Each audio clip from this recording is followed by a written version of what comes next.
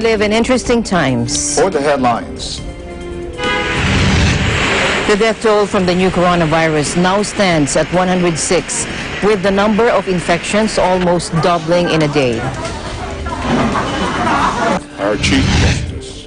President Donald Trump said alongside visiting Prime Minister Benjamin Netanyahu on Monday that his Israeli-Palestinian peace plan has a chance despite being flatly rejected by the Palestinians. Friends, colleagues, and fans mourn Kobe Bryant as federal investigators sift through the wreckage of the helicopter crash that killed the basketball legend and 8 other people, hoping to find clues to what caused the accident that stunned the world.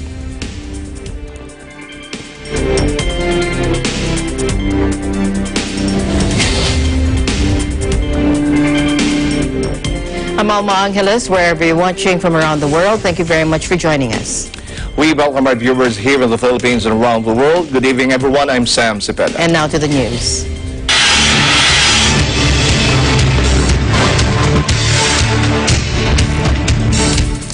First, governments need to implement draconian travel curbs to stop a mystery coronavirus in China becoming a global epidemic. That is according to a team of experts mapping the outbreak. Scientists at the University of Hong Kong, or HKU, presented a briefing warning that the spread of the deadly SARS-like virus that first emerged in the Chinese city of Wuhan was accelerating. Take a look.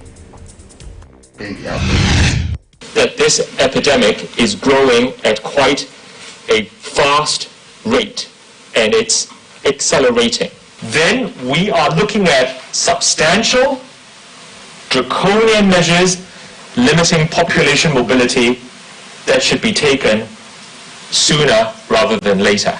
As a precautionary principle, we have to be prepared that this particular epidemic may be about to become a global epidemic. The Wuhan virus has been detected in a dozen other countries as far afield as North America and Europe, but only via a handful of people who traveled primarily from the epicenter in Wuhan. HKU believes as many as 44,000 people may have been infected as of Saturday after evidence emerged suggesting people may be infectious even when they're not showing symptoms. Mr. Leung said the number of infections would likely double every 6 days, peaking in April and May for those places currently dealing with an outbreak, although effective public health measures could bring that rate down. The new coronavirus is thought to have emerged from illegally traded wildlife at a seafood market in Wuhan and can now spread between people. Chinese authorities over the weekend said the virus was like a normal flu, able to spread during its incubation period and before any symptoms appeared. Now, this would set it apart from cases like SARS and Ebola and make it much harder to contain. The incubation period can range from 2 to 10 days, according to the World Health Organization. However, unlike China, it said it remained unclear whether the virus was contagious before symptoms appear.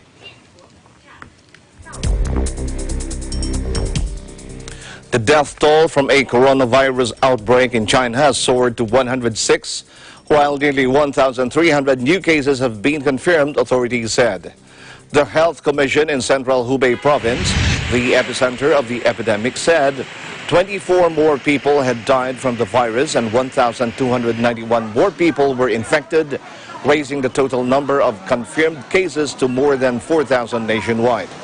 The virus has spread across China and to at least 16 countries globally. Wuhan, as well as wider Hubei province, are already effectively in a lockdown with strict transport restrictions in and out of the area. Wearing masks in public is now mandatory in some Chinese cities.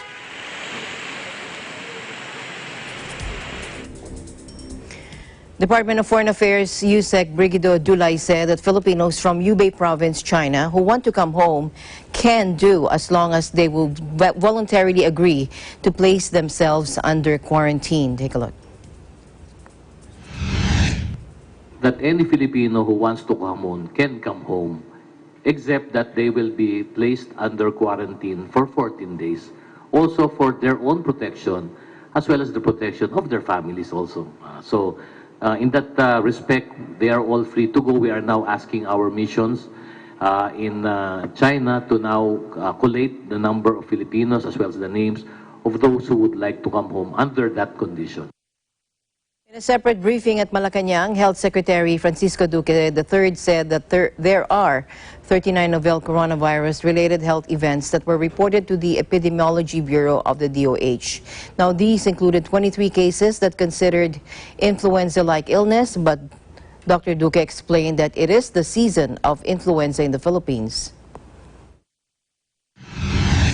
Wala na po kayo makikinig ang DOH. Wala na po kayong dapat pakinggan dahil kapag inyo pong pinakinggan ang iba sa labas ng DOH ay malamang wala pong batayan, wala pong malinaw na basihan at bagkus ito po ay magdudulot ng pangamba, magdudulot ng kalituhan, magdudulot ng kaguluhan. At hindi po ito maganda para sa ating lipunan at this will not help stabilize a situation. Video of people collapsing, falling flat on their faces, purportedly because of N2 and COVID.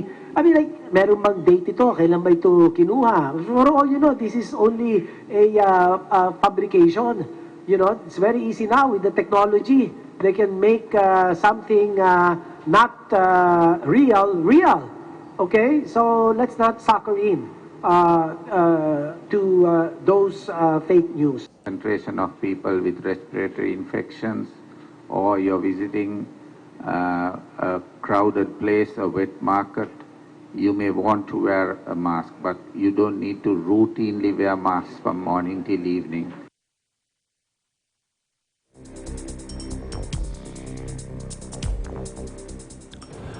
President Rodrigo Duterte has issued an order to bring home everyone in China, a Department of Foreign Affairs official said on Tuesday, January 28.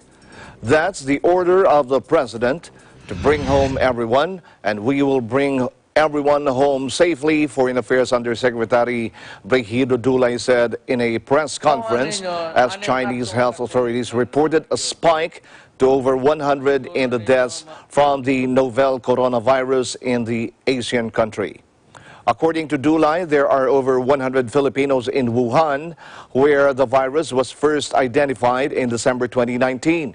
He said there are over 300 Filipinos in Hubei, the province where Wuhan is situated although the number could increase since he said some Filipinos did not coordinate with the Philippine embassy upon their arrival in China. Meanwhile, thousands of foreigners are among millions of people stuck in the central Chinese city of Wuhan as the country struggles to get to grips with the spread of the SARS-like virus, which has claimed 106 lives nationwide. Officials confirmed on Tuesday they are beginning to evacuate Japanese nationals, starting with around 200 stranded inside Wuhan in Hubei province. There are roughly 650 Japanese citizens in the area who have said they want to be evacuated, according to authorities. Meanwhile, in Australia, the Foreign Ministry said Tuesday it is working on a plan to transport home all Australian nationals, most of whom, it said, are dual nationals. Officials added they had received about 400 calls from Australians in China registering for evacuation. Now, local media also reported the Indian government will request clearance from Beijing to take more than 250 citizens out of Wuhan, and that a Boeing 747 in Mumbai is on standby. Meanwhile, Jakarta said there are 234 Indonesians in China, roughly 100 in Wuhan, and 143 in Hubei province. But the Foreign Ministry said Tuesday it has yet to decide on an evacuation plan. In Sri Lanka, Colombo said it is making arrangements to return 860 Sri Lankan students, of whom 32 are in Wuhan. In Seoul, South Korea, they said they will send chartered planes to Wuhan this week, according to the Foreign Ministry, to return hundreds of its citizens to Korea on Thursday and on Friday. A spokesman for Thailand's Air Force told local media on Tuesday, meanwhile, it is waiting for authorization from Chinese officials before evacuating people, but that 3 or 4 aircraft are on standby. 64 Thais, 49 students, and 15 workers or tourists are inside China. The United States Department of State said a chartered flight will leave Wuhan on Wednesday with 240 American citizens on board, including consular staff. Now, France, the health minister there, confirmed that French citizens will be evacuated without detailing how many, but she said they would leave mid-week. Berlin has not confirmed any evacuation plan, but said it is considering options for roughly 90 citizens reportedly in Wuhan. In Morocco, about 100 people, mostly students in Wuhan, will be evacuated, according to local media. Spanish officials are working with China and the European Union to take Spanish nationals out of the area, according to the foreign minister.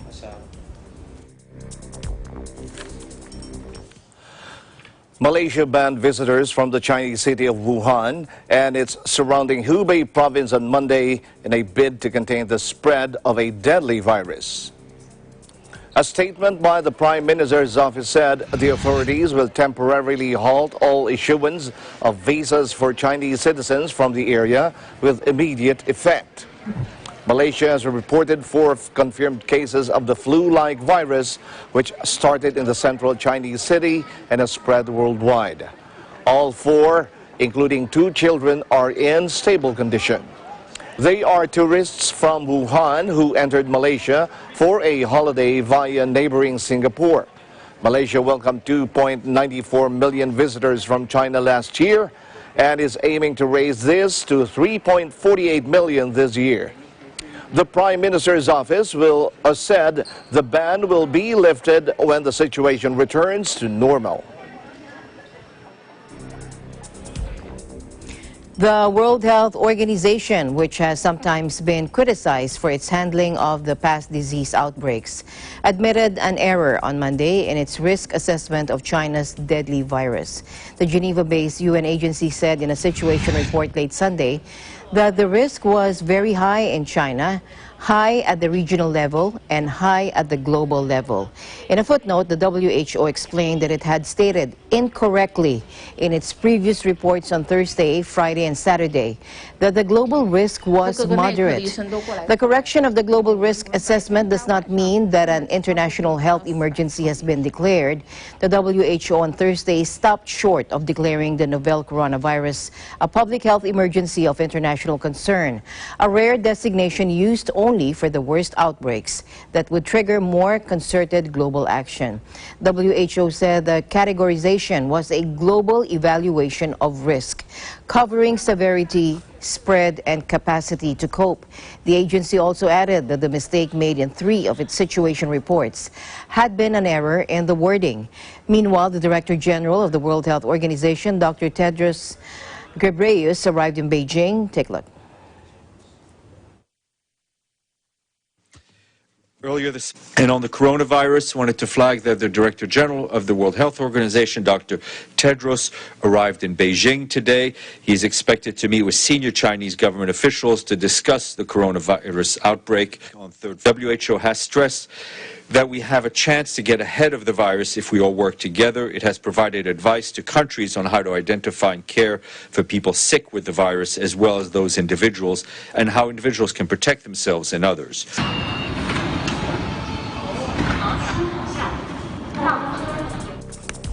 The Department of Health said there are at least 27 persons in the country who have been considered patients under investigation for the novel coronavirus infection, and 3 of them so far have been discharged from hospitals after results showed they are negative of the disease.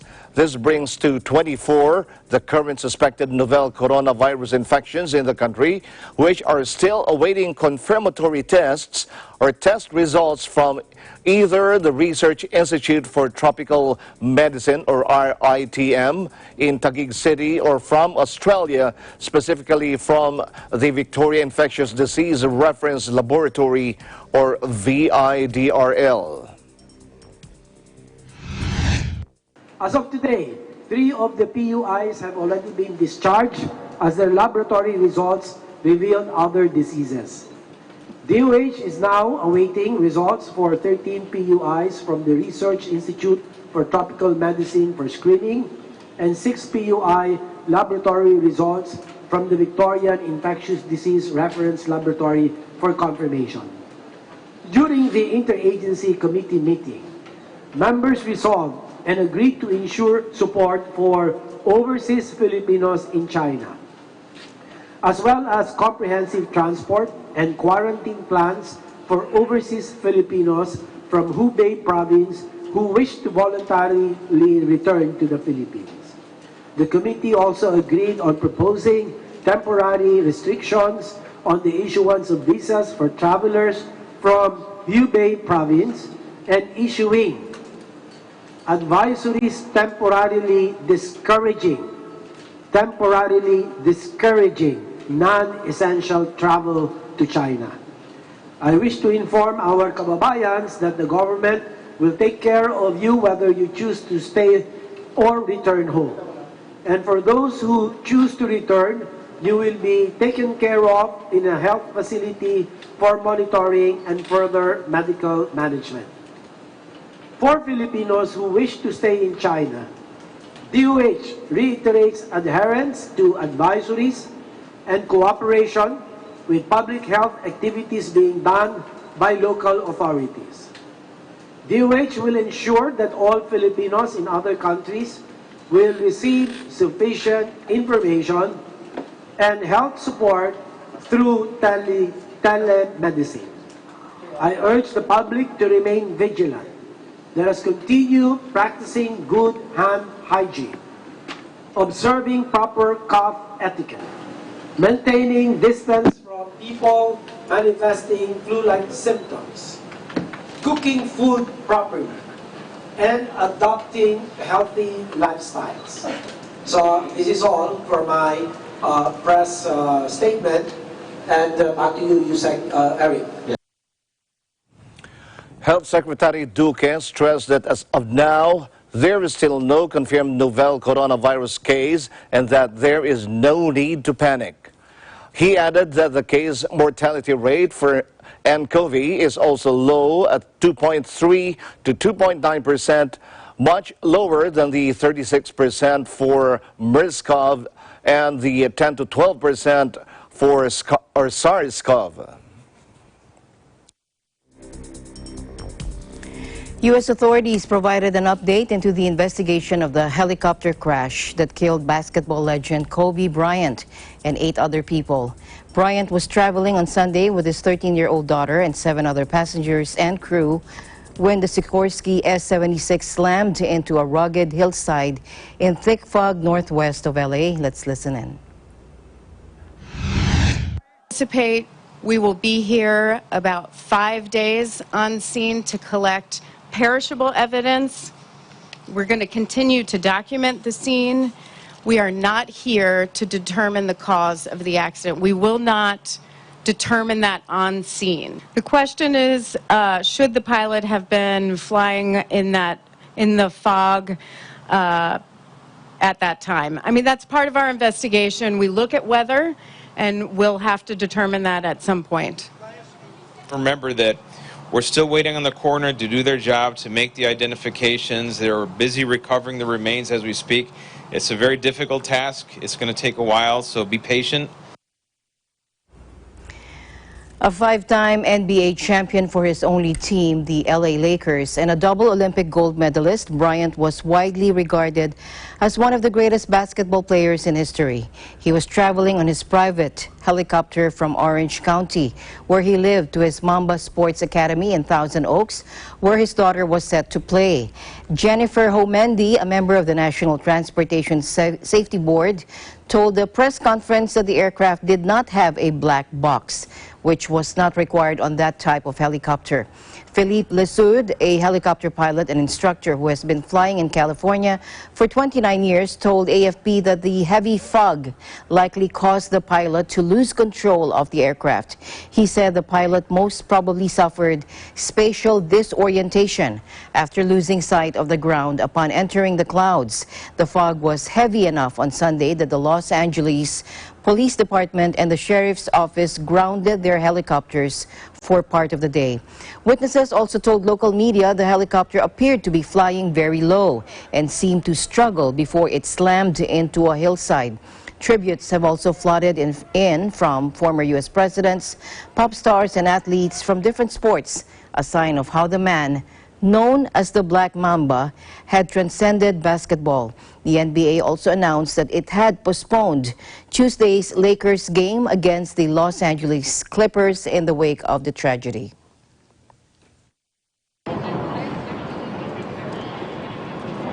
And it's very unbelievable that he's gone. Like, I never thought I would see this. You know, he had so much going on and planned for his future now. It's not only us, but everyone's hurt. Everyone feels empty. California, LA feels empty right now without him. But sad. Kobe inspired me playing basketball, and his daughter. His daughter. Sorry. We miss you. And disbelief. I don't know how to feel. Yesterday I was crying all day. Today I had to come see it, and I still don't believe it. Such a huge loss for everybody, and our thoughts and prayers go out to Vanessa and the girls and the Bryant family. Sorry. Him just being a fun-loving guy. It was bigger than basketball, really. It was deeper than basketball. Just, you know, he was always kidding around, joking around. We always joked around in the hallways. Always had good conversations. Just funny and down to earth. On the court, he definitely pushed me to, to keep working on my game and do the best that I can to help the team. Started in practice and then led into the games. He instilled in all of us the sense of hard work, pride in who you are and where you're from, and that you can dream big. And all of those things I've taken and have really used outside of basketball. As millions mourn the deaths of Kobe and Gianna Bryant and those who died with them, we think about life's brevity, uncertainty, and legacy. Before I start, though, I'd like to take a moment of silence for the tragedy yesterday. Kobe Bryant, his daughter, and everybody that lost their lives in that tragic helicopter accident.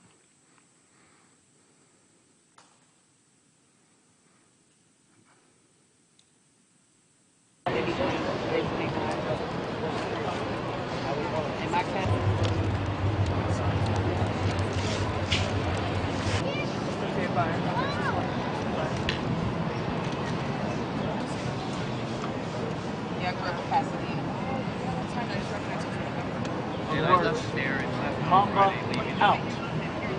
They have clear basketball. What does that tell us? It's very first emphasis.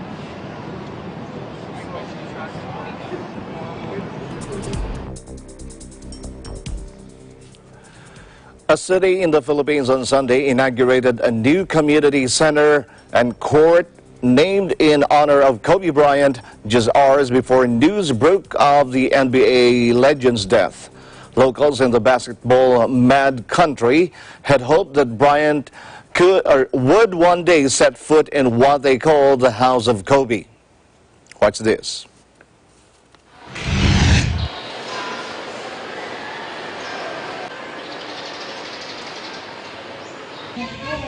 Ang laki pa noon, 3x4. Hindi mo ko sa inyo ito eh. natin, lalagyan dyan, tapos sa susunod na video na maglalagay.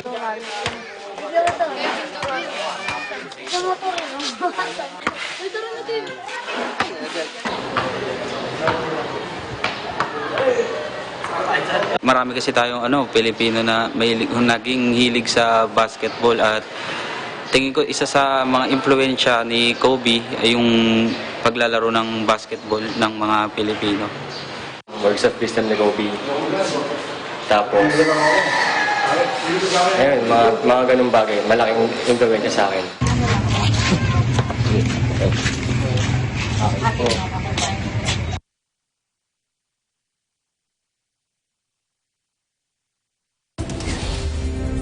And the news continues here on Eagle News. We'll be right back.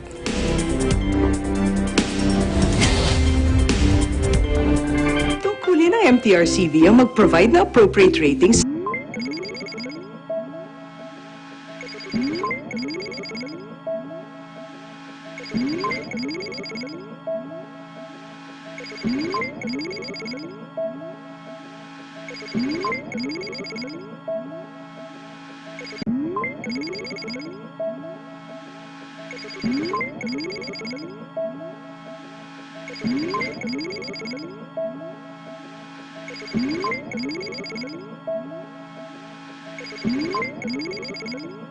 I am Leo Aquino, EBC correspondent from Vancouver, Canada, and I am standing here in front of the Olympic Cauldron located in the downtown Vancouver. Did you know that the 2010 Winter Olympic was hosted in Vancouver? Make sure to tune in to Digitalness every Tuesday and Thursday at 7:30 p.m. I am Leo Aquino, and I am 1 with 25.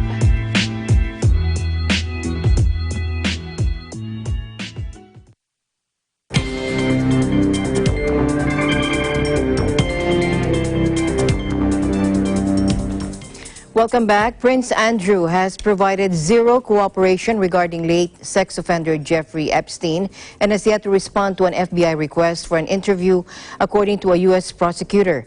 Andrew denies claims he had sex with a 17-year-old girl procured by Epstein and said in November he was willing to help any appropriate law enforcement agency with their investigations, if required. But New York attorney Jeffrey Berman, who is leading an investigation into possible co-conspirators of the disgraced U.S. financier, said his office and the FBI had not heard from Andrew despite his offer to assist. It's fair for people to know whether Prince Andrew has followed through with that public commitment. So let me say that the Southern District of New York and the FBI have contacted Prince Andrew's attorneys and requested to interview Prince Andrew. And to date, Prince Andrew has provided zero cooperation. You know, ordinarily, our office doesn't comment on whether an individual cooperates or doesn't cooperate with our investigation.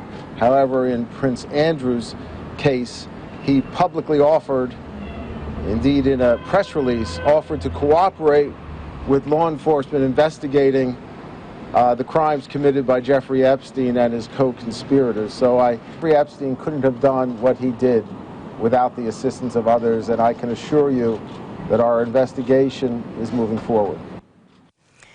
Buckingham Palace did not immediately respond to requests for comment when contacted by AFP. Queen Elizabeth II's second son was forced to step back from royal duties after he faced outrage over an interview with the BBC late last year in which he defended his friendship with Epstein. Andrew, 59, also denied having any relations with Virginia Giuffre, who alleges she was trafficked to have sex with friends of Epstein when she was 17. Epstein, 66, killed himself in a New York jail last summer while awaiting trial on sex trafficking charges. He was a multi-millionaire hedge fund manager who befriended countless celebrities over the years, including U.S. President Donald Trump. Epstein was charged with one count of sex trafficking of minors and another of conspiracy to commit sex trafficking of minors. He denied the charges but was facing up to 45 years in jail if found guilty.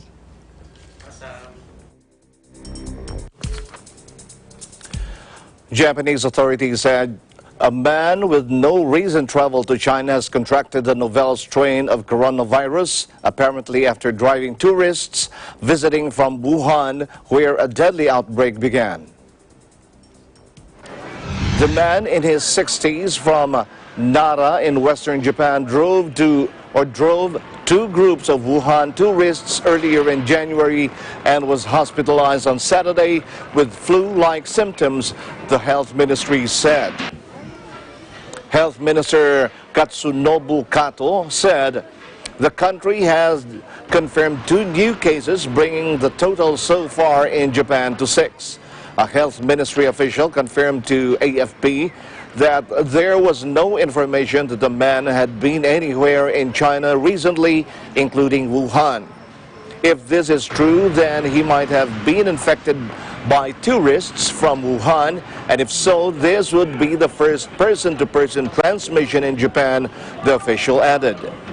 The other cases so far confirmed in Japan all involve people who have been to Wuhan.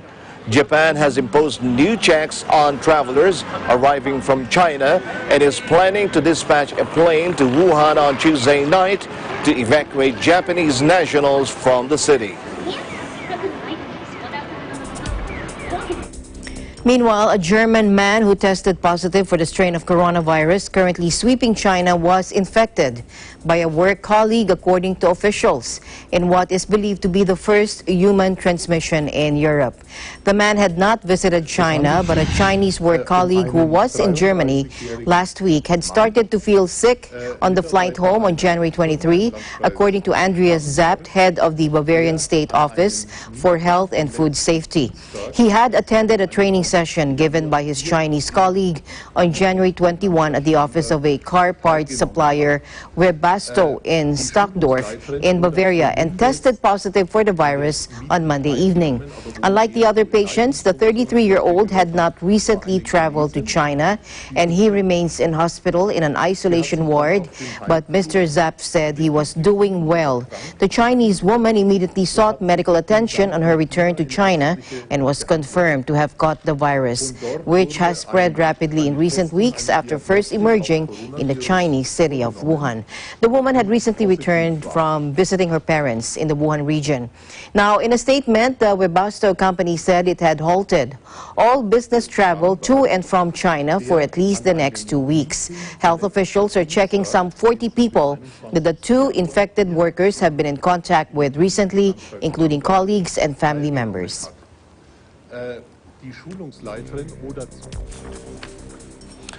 A light show takes place with words of encouragement in Wuhan, the epicenter of a deadly coronavirus, as Chinese authorities battle to contain a virus outbreak causing global concern. Watch this.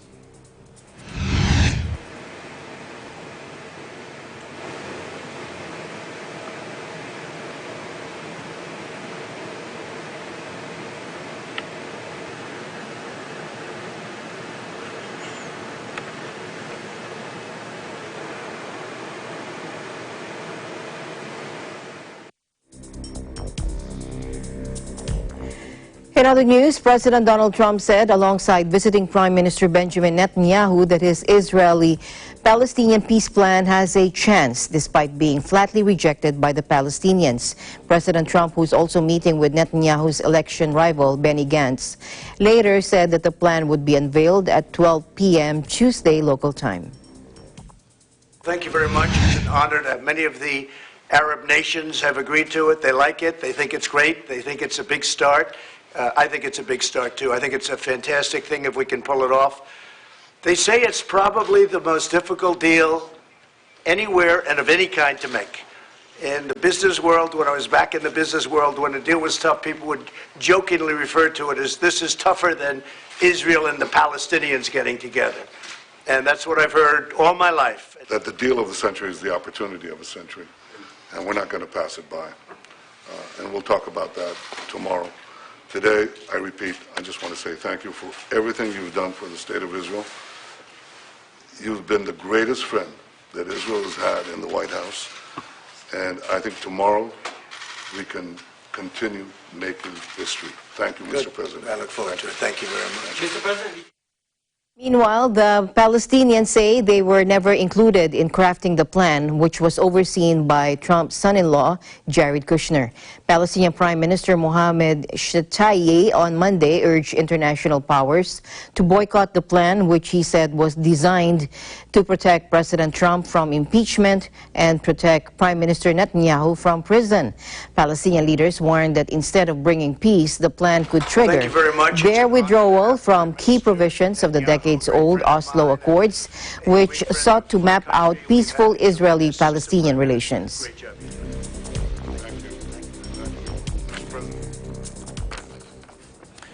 U.S. President Donald Trump's defense team resumes the presentation of their case, ignoring explosive revelations from former National Security Advisor John Bolton. Like war, impeachment is hell, or at least presidential impeachment is hell. Those of us who lived through the Clinton impeachment, including members of this body, full well understand that a presidential impeachment is tantamount to domestic war, albeit thankfully protected by our beloved First Amendment. Pens distributed to the impeachment managers. A celebratory moment.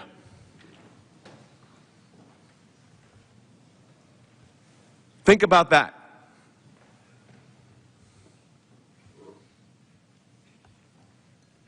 Think about this.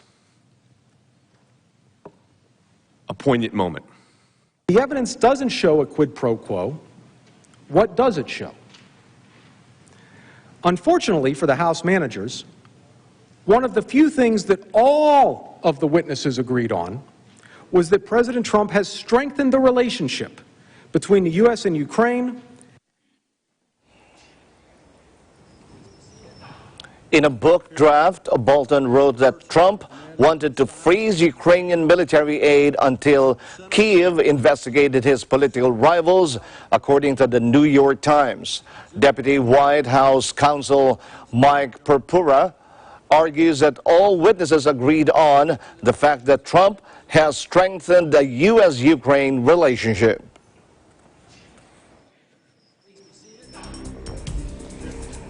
In other news, Australian officials have warned communities in bushfire-ravaged eastern states to strengthen fire defenses amid forecasts of soaring temperatures and strong winds, as one approaching blaze cloaked the capital in thick smoke. Bushfires have killed 33 people and about 1 billion animals since September, while 2,500 homes in an area the size of Greece have been destroyed. Firefighters have used several days of cooler, damper weather across much of the continent to try to gain control of more than 100 blazes still burning before temperatures rise again from mid-week. One blaze in a national park south of Canberra was upgraded to the emergency warning level as the emergency services chief told residents to stay on alert given rising winds could spark spot fires in the suburbs.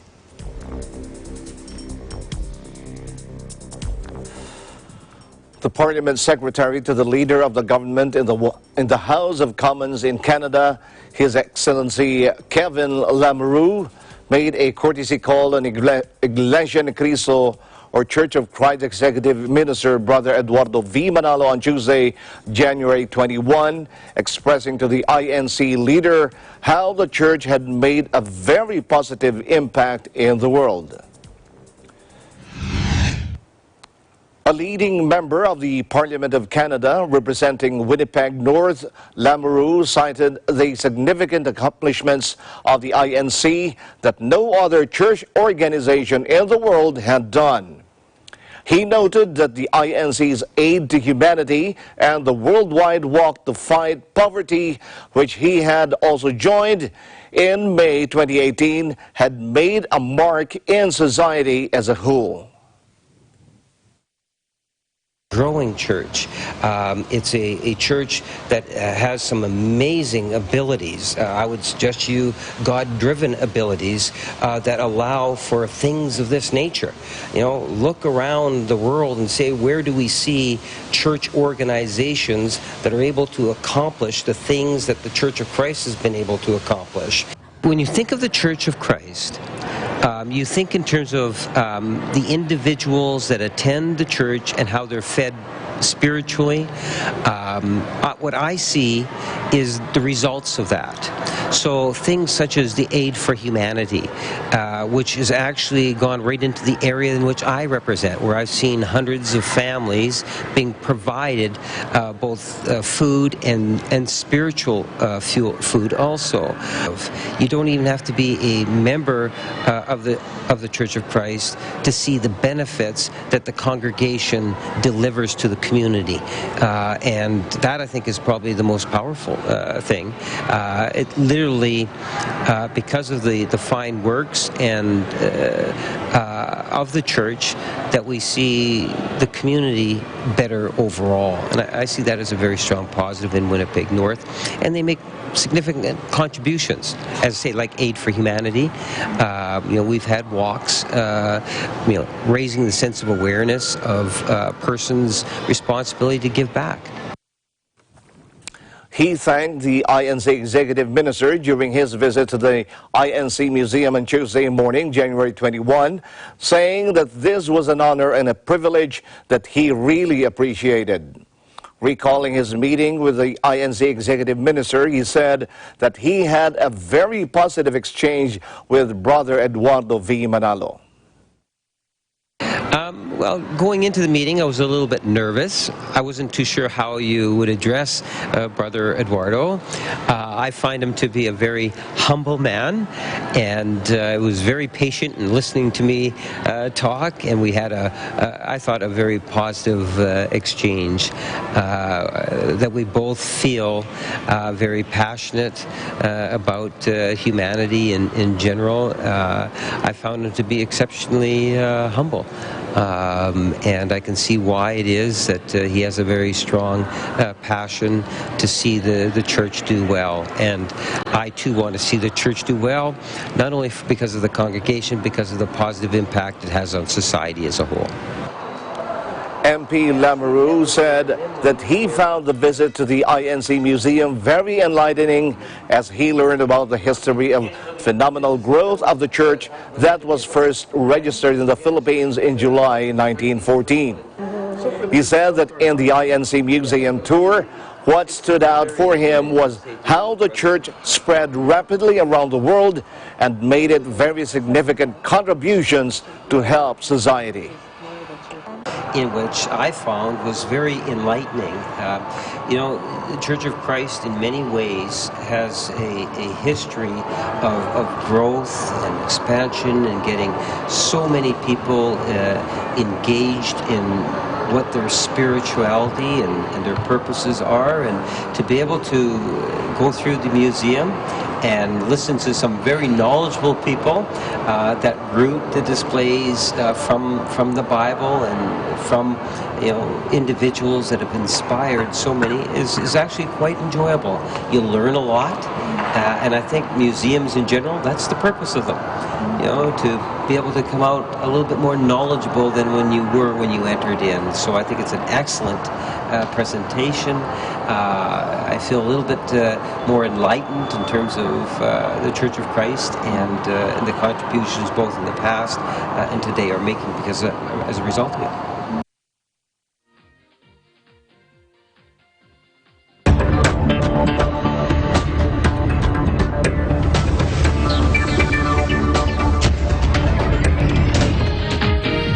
Cinemas empty, high-speed train trips canceled, tourist sites closed, an entire province shut down. The extraordinary measures taken by China to contain a deadly coronavirus threaten to dent an already fragile economy. With the world's #2 economy increasingly reliant on its consumers to drive growth, the virus has struck at the worst possible time, with hundreds of millions of people fanned across the country for the Lunar New Year holiday. Gross domestic product expanded at its slowest pace in 3 decades last year, hit by weak domestic demand and the trade war with the United States. Still, figures in the final 3 months pointed to some stability, and the recently signed trade pact with the U.S. had provided further hope. But Julian Evans Pritchard of Capital Economics said there wasn't any doubt the coronavirus outbreak, which has killed more than 100 people, would deliver a fresh blow, warning that transport and broader consumption would be hit, including dining and retail.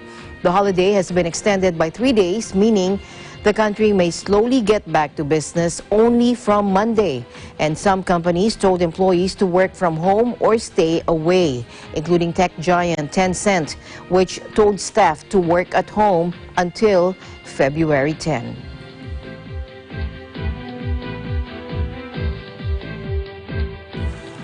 Our ABC Canada correspondent April Masongsong takes us to North America's largest indoor boat show, the 62nd Toronto International Boat Show.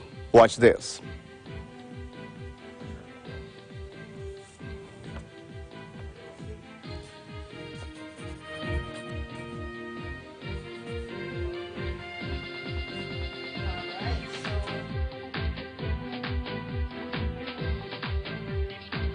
We'll bring you that latest news tomorrow. We'll try and get that news tomorrow, Yeah. that story to you tomorrow. Don't forget to like us on Facebook, follow us on Twitter and Tumblr. Also check out our boards and Pinterest and pictures on Instagram. I'm Sam Cepeda. Thanks for joining us. And that's the news for tonight. Join us online and here again tomorrow evening. From all of us here, I'm Alma Angeles, and We're one with 25.